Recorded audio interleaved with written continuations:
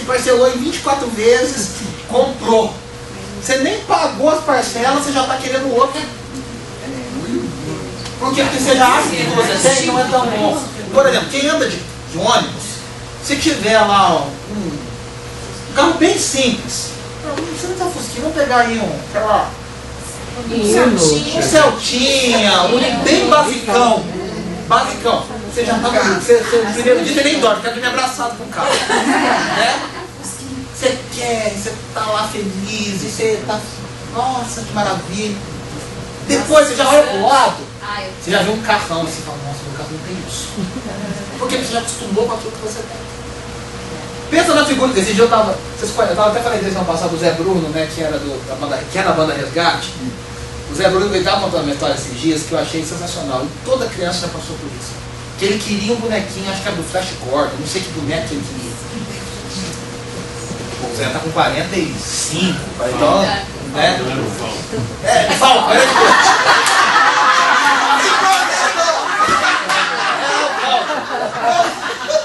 ele falava para ele, eu quero Falco, me dá um Falco, pelo amor de Deus, não vou aquele articulado, ele é isso, ele faz aquilo, por favor, o pai deu. Só que quando ele ganhou, ele falou assim, ganhou no Natal, aquela coisa, aquela felicidade, alegria, não sei o que, e dorme, a criança dorme abraçada com o brinquedo, né? E dorme, fica, e vai tomar banho, leva o brinquedo, e faz, não é assim que a gente é, gente. Aí ele falou que depois ele percebeu que na propaganda era mais legal, porque o brinquedo mexia sozinho na propaganda. E ele descobriu que ele não mexia sozinho. 3 dias depois ele falou que o pai dele chegou em casa e falou que estava jogado. O pai falou, nossa, eu trabalhei tanto para te dar esse brinquedo. Não é assim que a gente é. A gente se acostuma com o pai. Qual que é o segredo para isso? Contentamento. Sabe por quê? Porque a gente vive numa sociedade consumista. Se alguém trabalha com marketing, propaganda aqui, você vive de gerar desejo nas pessoas. A propaganda, ela tem um desejo. Você só vai ser feliz se você consumir isso que eu estou vendendo. E se a gente entra nessa, você não consegue viver, porque a tecnologia hoje está um absurdo. A rapidez com que as coisas estão sendo lançadas, não dá tempo nem... Isso que eu falei, não estou brincando, não dá tempo nem de pagar a parcela que você parcelou o teu negócio. Você está pagando a 11ª e sai um novo. Você compra um computador hoje, semana que vem você entra no mesmo site, você vai ver que está o melhor. Você vai, vou comprar o top de linha. Uma semana depois eu estou melhor. Com um HD melhor, com uma memória RAM melhor, com alguma coisa melhor, tem um Bluetooth que o teu não tinha, tem alguma coisa que o teu não tinha. Por quê? Porque ela está num nível de concorrência que tem que ter essa novidade. Tem que ter. Aí você compra, você fica pensando, tem gente que deve ficar louca para comprar um tablet. E o tablet tem essa opção, mas não é para todo mundo que ele é útil. Tem gente que eu imagino que compra um tablet, depois que compra, pensa assim, o que eu vou fazer com isso? Porque ele não é um celular. Se for um tablet com um iPad, não é um celular e também não é um laptop. Você ficou no meio. Você não consegue nem fazer coisa com um nem coisa com o outro. Você está fazendo só mais um problema para você. A gente tem que aprender a viver contente. O que é contentamento? Se o que eu tenho tá bom para mim, tá bom. Tá bom. Eu não preciso de mais porque fulano tem, eu tenho que me achar. Tá bom. Ah, mas saiu um celular e não sei de que jeito. Mas o celular que eu tenho, liga, manda mensagem, lê e-mail, tem gente que precisa, lê e-mail, faz o básico. Tá bom. Tá bom. Se o meu carro anda e me leva onde eu preciso, com o mínimo de conforto, o mínimo de segurança, tá bom. Ah, mas eu não preciso ter o carro do ano. Você não precisa ter o carro do ano. É que às vezes a gente não sabe nem o que fazer com dinheiro. O Brasil é um país que infelizmente tem gente que não sabe o que fazer para arranjar dinheiro e tem gente que não sabe o que fazer com dinheiro. Coça na mão. Tem umas pessoas que me assustam às vezes. Você vê o Silvio Santos da vida, que é um bilionário. Gente, eu sou fã do Silvio Santos, eu já vou confessar isso de cara. Eu amo o Silvio Santos. Mas além do comunicador, eu acho o Silvio Santos um ser humano muito incrível. A história de vida dele eu acho muito incrível. Para falar, fizeram uma entrevista com as filhas dele e a filha fala o seguinte: Meu pai nos criou como classe média normal. Pensa, milionário. E além de tudo famoso. Ou seja, qualquer lugar que vai, ninguém cobra nada, faz de graça aquela coisa. Ele fala, nossa, meu pai criou a gente para ser criança normal. A gente ia de ônibus, nos Estados Unidos a gente ia de ônibus para a escola. Nunca tinha, por quê? Para a gente não crescer espirocado. O Silvio Santos, você viu o carro que ele era? Você viu uma foto no carro que ele era? É um carro velho. Sem segurança, sem motorista. Ele dirige o carro. Aí a filha falou assim, quando a gente vai para os Estados Unidos, ele gosta de ir para lá, por quê? Porque ele vai no supermercado fazer compra. Ele lava a louça em casa. Não precisa ir longe, tem gente aqui que não lava a louça em casa. Eu nunca tenho pecado não lavar a louça. Eu estou dizendo a questão sem gente. Se a gente não gosta de lavar louça. Não! Não precisa jogar sua máquina de lavar louça fora, irmão. Não é isso. Eu estou dizendo sobre contentamento. Você ser contente com o que você tem. Porque senão o nosso desejo é desfreado. Você compra depois de descobrir que você não precisava. Tem gente que é doente, que é a questão eu tenho que dar um nome para isso, o consumismo doentio. Tem gente que perde o limite, a compulsão.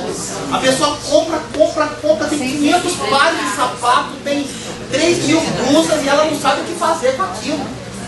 Tem mulher que não repete roupa na vida. Você sabe? Você tira aquele mulher de 5 uma vez? Aquilo é uma afronta. É uma afronta no país que a gente vive. E tem gente que vive com menos de 600 reais por mês. Que é o mínimo. Tem gente que não ganha 10 reais por dia. E aquela mulher falar que ela compra um jatinho que nem ela compra uma blusa.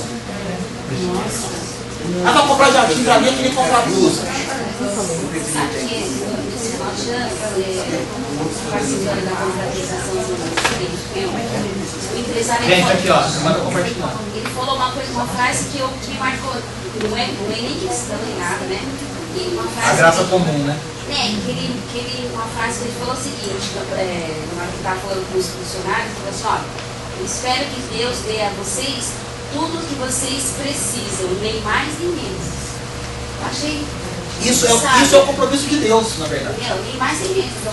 Renato, é uma coisa muito séria, né? Porque para o mundo, isso é uma forma de preencher o vazio que ela sente. Né? Então, consome aquela coisa que é a insatisfação. Mas e cristão que faz isso? Então, e cristão, e aí? É uma coisa muito séria. Você sabe que eu porque tô lendo um nós que livro. conhecemos a verdade, que sabemos, né, como é difícil ter essa vida de ingratidão, nós temos o poder do Espírito Santo que habita em nós, que está lutando contra isso. Então é uma coisa muito séria. E os crentes hoje estão nesse meio, uma insatisfação eterna, nunca está satisfeito. A gente adaptou o evangelho ao isso você vê, não é em casa no dia de hoje, é todo dentro da igreja, dos ministérios. As pessoas acham normal. A competição, a concorrência, É tudo. É tudo eu. As pessoas acham normal hoje falar assim, primeiro você faz a tua vida, aí depois você vai servir adultos. Gente, desculpa, isso não é normal. As pessoas não perdem, senão vai passar e você não vai ter mais. Olha, primeiro você faz uma faculdade. Você quer servir a Deus, mas primeiro, pelo menos, faz uma faculdade. Implicitamente, está dizendo o seguinte, porque se um dia Deus falhar com você, você tem uma profissão que te sustenta. Aí você fala, você está exagerando. Eu não estou exagerando, desculpa. Não é verdade. Deus promete. Eu não estou, é o que a gente acabou de...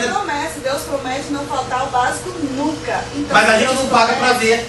Então, a gente não paga para ver. Você não fala, então eu vou servir a Deus. Não estou dizendo que para servir a Deus você tem que ser missionário. Não é isso que eu estou falando. Se você tem uma concepção de que você é médico, que Deus te chamou para ser médico, que você está servindo a outros, você não está... Olha a diferença. O problema não é o que você faz, é o pressuposto que começa tudo. Se você é médico, porque médico ganha dinheiro, você vai ser rico. Você vai ralar para estudar, mas você vai ser rico. Está tudo errado. Se tem uma pessoa que fala assim, vou trabalhar, o que dá dinheiro? Então eu vou trabalhar no que dá dinheiro? Está errado, desculpa, não é cristão isso, está errado. Olha, você tem que participar, você tem que pensar o seguinte, o que Deus me chamou para fazer?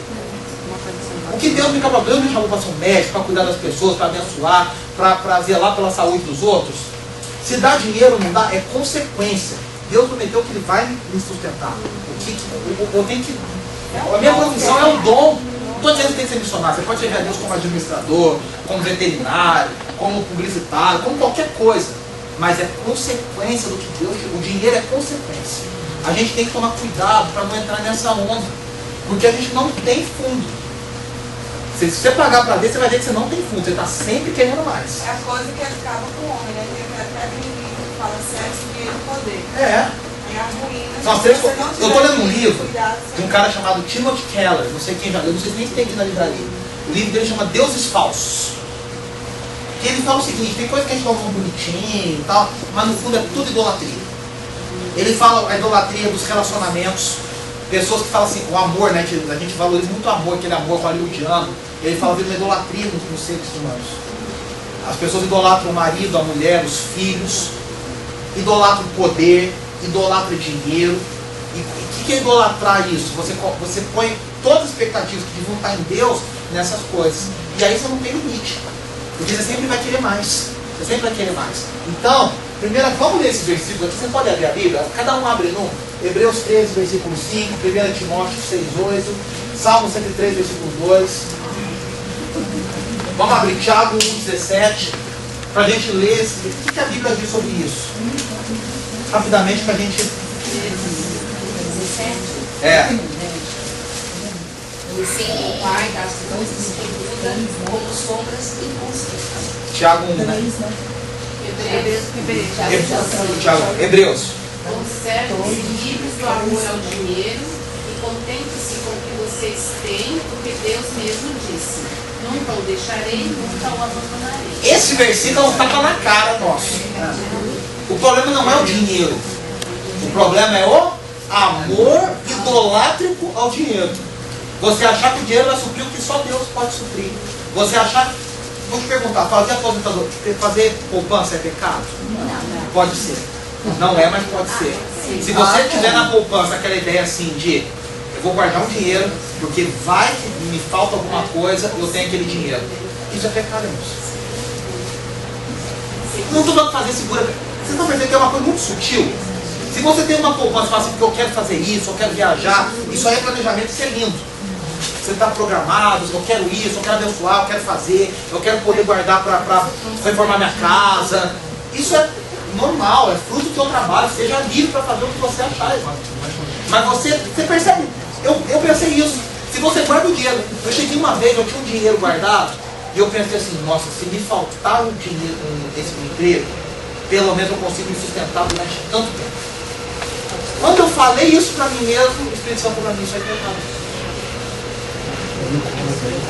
Está errado. Não estou falando que é ruim fazer previdência, porque quando você tiver mais... Não é nada disso. O problema é lá no começo, com que motivação que você começou isso. Com que motivação que você está... Você está entendendo? Mas eu posso discordar? Pode, óbvio. Porque... Eu não estou falando a verdade. Eu preciso confiar em Deus, eu preciso confiar que Ele vai me sustentar. Mas se a forma que Ele achou de me dar o sustento foi num período anterior, me dar um tanto a mais, que eu conseguisse me sustentar nos 6 meses seguintes. Eu não estou dizendo que isso não veio dele, foi uma provisão dele antecipada. Eu acho que você já respondeu. Você tem uma concepção que tudo vem de Deus. Eu estou falando de gente que tem uma concepção assim, eu ganhei o meu dinheiro. Se faltar a provisão de Deus, eu guardei o meu dinheiro. Você percebe a diferença? De onde você confia? Ele esqueceu para não pôr o risco de ter que depender de Deus. Deus me livre do que depender dos outros. Ele não depende. Que vergonha que você teria de precisar da ajuda dos irmãos. Mas a gente fala, Deus me livre de ter que depender dos outros. Porque quem a gente depende, quem ajuda é melhor do que quem é ajudado. É a sociedade que cria isso. A pessoa que pega a cesta básica é inferior ao que dá a cesta básica. Infelizmente é assim. Não é para ser assim, mas infelizmente é porque imprevisto acontece com todo mundo. Se você tem essa consciência, não, Deus me deu. E eu estou guardando, porque assim, também sou precavido, sou prudente. O John Wesley tem uma frase que eu gosto muito. John Wesley diz assim: trabalhe o mais que puder, poupe o mais que puder e dê o mais que você puder. Isso é lindo. A Bíblia fala, melhor dar. A gente fala. A Bíblia a gente recita, mas a gente não gosta dessa ideia. Vamos lá. 1 1 Timóteo 6,8, quem abriu? Portanto, devemos sentir-nos bem satisfeitos sem dinheiro, se tivermos alimento e roupa suficiente. Esse versículo a gente não gosta muito dele. Sem dinheiro, tendo roupa e tendo alimento. E aí? Salmo 103:2 diz o quê?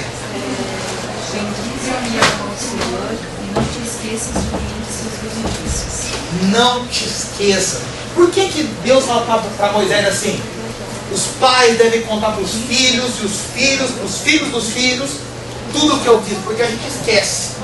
Então Deus fala para Moisés, conta para não esquecer. Para que nunca se esqueça. Por que tinham festas? Para lembrar, não é para liberar geral. Era para lembrar de ser agradecido. Por que a gente tem ações de graças? Por que o dia de ações de graças é um dia lindo a ser comemorado? Porque é um dia que a gente para, pelo menos, para falar assim, eu vou agradecer pelo que eu tenho, pelo que Deus tem feito. Olha esse Salmo 77, que lindo. Recordo os feitos do Senhor, pois me lembro das tuas maravilhas da antiguidade. Você quer que eu diga um remédio bíblico para a ingratidão? Começa a pensar não no que Deus não fez ainda. Pensa no que Ele já fez. Pensa no que Ele já fez para você. Pensa no que de onde Ele te tirou. Pensa no que você seria sem Ele. Pensa no que você tem. Aí a gente é muito engraçado, né? A gente acha que aí a gente vê uns vídeos assim, no Facebook, no YouTube, de gente lá, a gente até fala sem braço, sem perna, gente que aconteceu isso, que aconteceu aquilo, aí você começa até a agradecer. É ou não é? Fica todo mundo chocado. Quando a gente tem paz, a gente acha que ele vai obrigação. É. Aí você vê, por exemplo, eu vi uma mulher que perdeu o marido carbonizado com 39 anos num acidente. Uma semana depois ela estava na igreja e falou assim, eu agradeço a Deus porque Ele me deu um marido. Ele é o pai dos meus filhos, Ele me deu esse tempo, Você fica chocado. Sim. Você volta para casa, você abraça tua mãe, teu pai, você abraça todo mundo. Você fala, ai, ainda bem que você está aqui. É ou não é, gente? Mas aí, infelizmente, aquela velha história de perder para valorizar. Até quando a gente vai ser assim? Até quando? Segunda coisa, saber que Deus nunca perde o controle da minha vida. Eu estou encerrando. O que significa isso? Como é que eu vou agradecer se eu acho que é o diabo que está fazendo alguma coisa na minha vida? A gente agradece o diabo? Pensa nas situações difíceis da sua vida. Se você não tiver certeza que é Deus que está no controle de tudo, ainda que o diabo faça alguma coisa, vamos pensar no caso de Jó. Como é que Jó ia agradecer e manter fiel se ele não soubesse que Deus que estava ali? Todo o tempo. Se dentro de você não tiver mais do que uma memória, tiver uma convicção de um versículo que diz assim, todas as coisas cooperam para o bem dos que amam a Deus. Se eu não tiver convicção, na hora da tempestade a gente balança. Balançar é normal, mas o pior é que a gente cai. Se eu não tiver convicção profunda de que, se eu ficar pensando aqui, quem está falando, que brecha que eu dei que o diabo veio e pegou. Tem gente hoje que, infelizmente, é a falta de fé, que alguns falam como se fosse, sabe assim, se não aconteceu porque não teve fé suficiente. Desculpa, isso acaba com as pessoas, é ruim das pessoas. Eu já vi gente surtar por causa disso. Se a pessoa ficar pensando, será que eu orei com pouca fé, por isso morreu? Gente, isso surta as pessoas. Se eu tivesse tido mais fé, a pessoa teria sido salva. Se a gente não crê que Deus está no controle acima de muitas coisas, a gente surta. E aí a gente não consegue dar graça em tudo. Aí na 1 Tessalonicenses, no capítulo 5, dizem, tudo dá graça. Você não consegue. Você não consegue, porque você pensa, o diabo, fui eu que errei. Como é que eu vou dar graça uma coisa que eu não consigo? Vocês concordam comigo? Eu tenho que ter a certeza de que Deus está no controle. Se você já perdeu alguém querido, que dói, mas você conseguir abrir a boca e falar assim, Deus, eu te agradeço, porque eu sei que o Senhor está pensando no bem da pessoa que foi, do nosso que estamos ficando, de tudo. É o que sustenta isso. Senão não é. Uma coisa, tudo que você falou agora, eu fiquei pensando, nos fala que a gente pensa como criança, né? Eu penso que criança é muito grave, né? Porque, na verdade, nós, pais, às vezes a gente educa nossos filhos da maneira errada, ensina através do nosso exemplo, mas a criança em si, ela é muito pura, muito bem. Eu fiquei pensando nisso porque eu tenho medo de amputado. Quando eu amputei, eu fiquei com muito temor do que o meu filho, o que os meus sobrinhos vão ver de mim, ou que iam me amar, né? E a primeira coisa que o meu filho falou foi, mas era só um pezinho. Mas é uma coisa, tudo é tão simples para a criança e é tudo com tanta gratidão, né? Então, eles assim, poderiam ver uma mãe amargurada. Mas assim, ressentida. E ver que ele via tudo com, puxa, você tá aqui, né? Então assim, a gratidão brota de uma criança, né? A simplicidade, né? A singeleza, né? O jeito de olhar para as coisas, como você falou, o copo vazio, o copo meio cheio. A criança não vê assim, nunca vê assim. A gente que... Ela nunca vê meio vazio, né? Não. Sempre vê com ar positivo, tudo é positivo para uma criança, né? Tudo É muito difícil essa concepção para ele, porque a vida ensina muito duramente, né? Então você sempre tem aquela noção de eu estou perdendo, eu tô sendo lesado, tá me doendo, Deus está me tirando. Né? Tem um versículo de Jó que a gente até canta, mas é muito duro, que diz, o Senhor deu e o Senhor tirou. A parte que Deus dá a gente adora. Mas na hora que fala Deus tira, tem gente que fala, não é Deus, é o diabo. Mas nada é nosso. Mas é muito difícil você ter essa concepção. Entendeu? É muito difícil você devolver. É muito difícil você perder alguém querido, pai, mãe. Quem já perdeu pai, mãe, filho, é muito difícil. Você fala assim, Deus, obrigado pelo tempo que me deixou aqui. Você fala assim, Deus, não tinha tanto pela frente ainda. A gente sempre enxerga o que falta. Lamentar é mais fácil do que agradecer. É claro. Olha o que o Salmo 121 diz, né? O Salmo 121 começa com eleva os meus olhos para os montes, de onde me virá o socorro? E o versículo 3 diz, ele não permitirá que você tropece, o seu protetor se manterá alerta. Sim, o protetor de Israel não dormirá, ele está sempre alerta. Na atualizada diz, né? Não dormita e nem cochila o guarda de Israel. Ele está sempre guardando, cuidando. Aí a gente descansa. É o que Paulo fala. Eu aprendi a ser grato em tudo. Por quê? Porque eu sei que Deus está no controle. Senão a gente não consegue, a gente pira a cabeça. Paulo pensar assim, eu estou servindo a Deus, está me acontecendo tudo isso, eu vou cuidar da minha vida. Eu vou cuidar da minha vida, eu vou ganhar mais, eu era mais feliz. Para pregar o evangelho, eu estou sendo açoitado, preso, perseguido, sofro naufrágio, e vai para um lado, e vai para o outro. Vou fazer minha vida. Vou voltar a perseguir ele. Estou fora dessa. Eu, quando não era crente, a minha vida era melhor. Você viu essa história? Então, eu queria que a gente tirasse 5 minutos. Agora você pode fechar suas coisas. 5 minutos por tempo para a gente pensar em motivos de gratidão.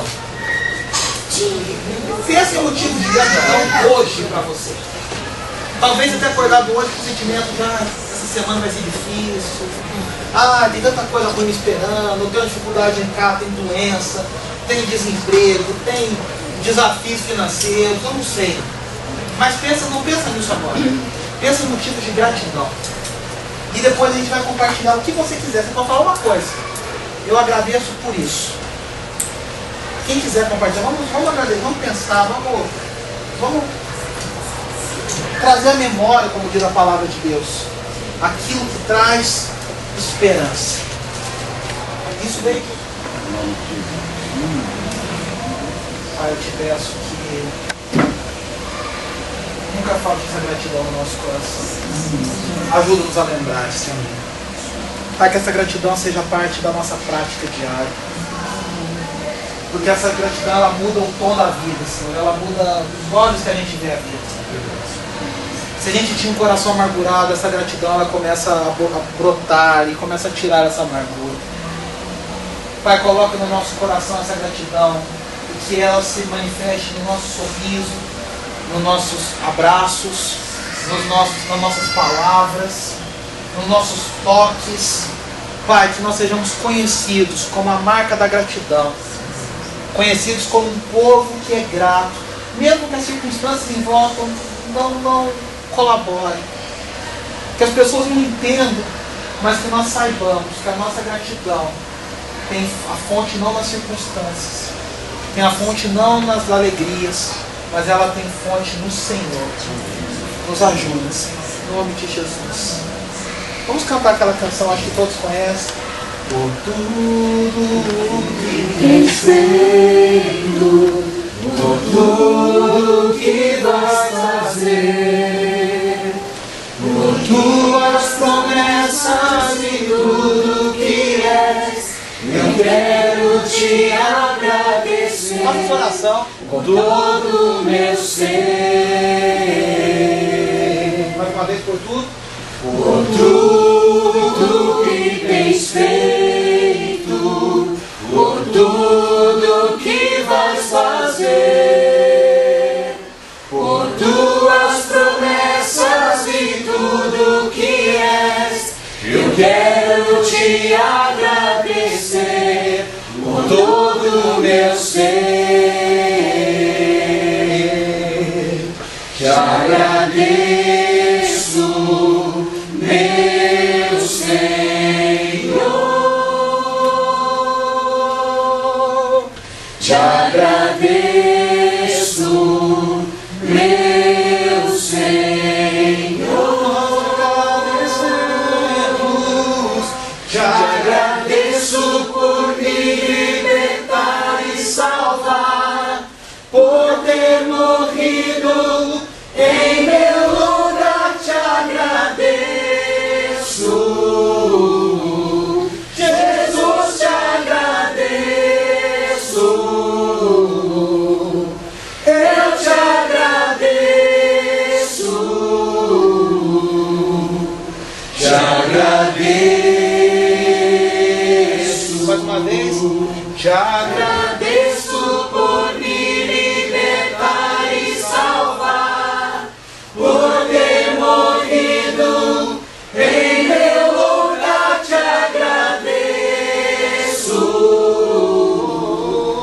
Jesus, te agradeço, eu te agradeço,